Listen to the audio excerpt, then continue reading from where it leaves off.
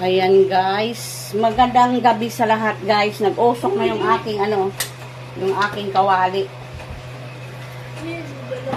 Magluluto tayo ngayon ng baboy. Sakit kasi ulo ko guys, kaya wala ako sa mood ngayon mag-vlog.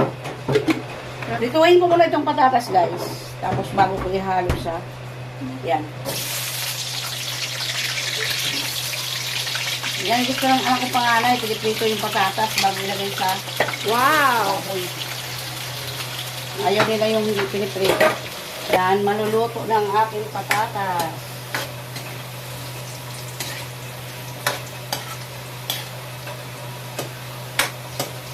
Iba-iba naman kasi yung mga luto natin mga Pilipino. Itong baboy na to, nilagyan ko ng toyo, pamintang powder. Ilagay natin dito guys, dito natin yan.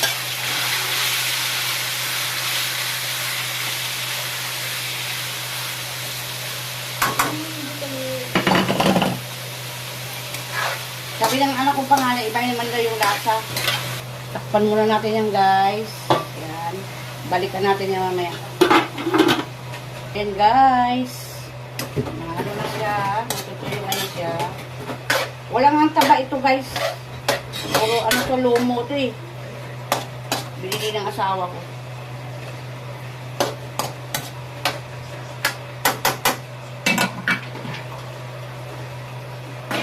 Kalambutin muna natin yan guys. Ayan guys, nagmamantika na yung ating lomo. Igisa na natin yung bawang, sibuyas at saka luya. Naglalagay talaga ako ng luya pag baboy. Parang sa manok din yan eh. Lagyan natin ng laurel din guys.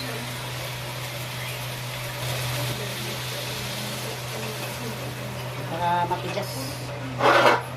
Takpan natin ulit yan guys. Ayan guys. Ilagay ko na ang patatas. Pinahid ko yung patatas. Ayan. Luto na yan guys. Kunting kimbot na lang, kakain na sila. Ayan na guys. Maluluto na yan. Lumo yan. Nilagyan ko ng patatas. Tapos tinimplahan ko lang siya ng wala nang suka. Ganyan lang siya. Masarap naman siya.